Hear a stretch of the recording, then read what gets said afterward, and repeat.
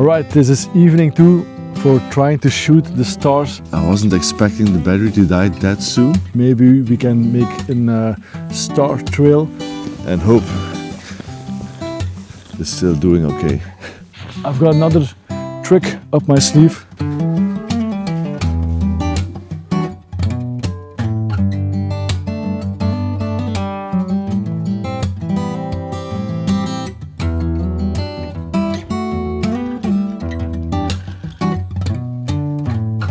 Good evening, ladies and gentlemen. This evening we are here standing in the fields on the domain where we are sleeping. I found this cool, amazing looking old apple tree. A piece of the tree is dead. I don't know what it is with me, but I love trees that are half dead and half alive. So we got some branches that are totally empty. We got some piece of the trunk that's without any bark on it, so that's super cool. And on the right side we got some apples already on the tree and it's looking really nice. I've placed the camera a little bit lower so we can see underneath the tree. Underneath the tree. My plan is this evening to shoot this tree with the stars in the sky, but the predictions for the whole day was clear till tomorrow, but suddenly a few hours ago the predictions got worse. The app is telling me we're gonna get 100% cloud coverage. So I hope it doesn't happen here because we're still on a mountain. So the predictions are a little bit different than in the city. But the composition isn't totally fine because it's a little bit boring. It's just the tree for now and this evening with the stars. So I found this branch laying here into the grass. And it's looking really cool and I want to place it somewhere in front of the tree, but I don't want to have it interfere with the branches onto the tree, so I want to see it in the frame, so it acts like a leading line into this composition. A little bit further. That's looking great. I'm gonna take a test shot, f9. 100th of a second at ISO 320, just test shot. So the foreground is a little bit underexposed, but that's okay for now because I've got another trick up my sleeve for this evening shoot. Why is not the camera not following me? So for this shoot I especially brought my flash with me onto this trip in Poland, and I want to light up this tree with some flash pops so it's like a little bit of a light painting, or it's actually light painting, and afterwards I'm gonna blend in all the lit up parts, and the grass I'm making it flat and it's not really good. I want to have it look natural and not all full of footsteps. So I'm first gonna see what my settings are gonna be for the flash. So I'm gonna do some test shots and change the exposures and stuff. And then afterwards I'm gonna pop all over the tree, behind the tree, and I can see it. Alrighty. Gonna put my flash here onto the ground. And then we're gonna see what we can do with the flash pops.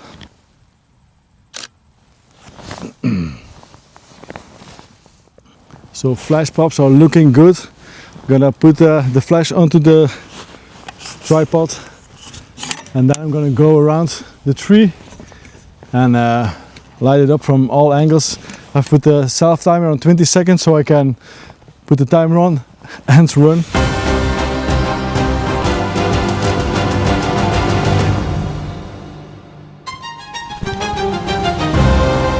So I think we got all our flash pops onto the tree, also into the foreground. I did more flash pops than I need, but I'd rather have more flash pops than I need than don't have enough, so we don't have dark spots onto this tree. I'm gonna leave my camera here for a while. Hope the sky will stay open like this. I don't mind to have a few clouds into the composition. Now I'm gonna go inside a little bit, eat with the family and wait for the stars. So I'm on my way right now to the camera again. It's dark enough to see the stars. So I've just put my camera at f2.8. That's the lowest my camera can go, or this lens is a Tokina 11 to 60 millimeters, and I'm at ISO 800, and the stars are incredible. This is amazing, so crazy. At least for me, because I come from Belgium and I'm not used to seeing a lot of stars in Belgium, and here it's super dark, or dark enough, because on the horizon I saw we got some yellow glow from the city that's there. I hope I'm looking at you, because it's so hard to see you in the dark. I'm gonna set my camera at an interval, so the camera is gonna take a photo every few seconds, and maybe we can make a star trail, but I have to figure that out, that part, which program I have to use to create that star interval, or that star streak. How do you call it? Star trail, when the stars are making a line and you can see the movement of the stars, or the movement from the earth turning around. And I could already see in a few minutes the stars turning, so I guess in a few hours we're gonna see a beautiful movement in the stars. So it's been a few hours, the camera is still going. I'm super curious what we got already, but I'm gonna stop the exposure now. I'm just a little bit afraid. They have guard dogs here on the terrain, and maybe if they come tonight to the camera and they hear it clicking, I don't know what, maybe they're gonna bite it or something, I don't know. So I cannot go to sleep with my camera outside with the dogs around. So I just looked at the back of the camera and there were a lot of clouds, so no star trail today, so enjoy the photo.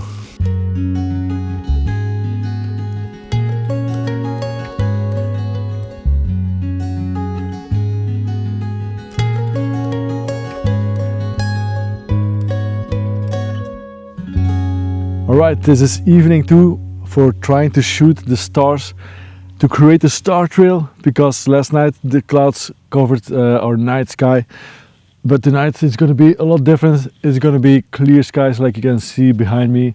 Normally it should stay this the whole night, so I really hope this. And I've changed a little bit my composition. I went a little bit more to the left, because I saw in the stars the small movement that I got. I was not far from the pole star, so I tried to visualize my place to stand with the Pills app, where the pole star is gonna be.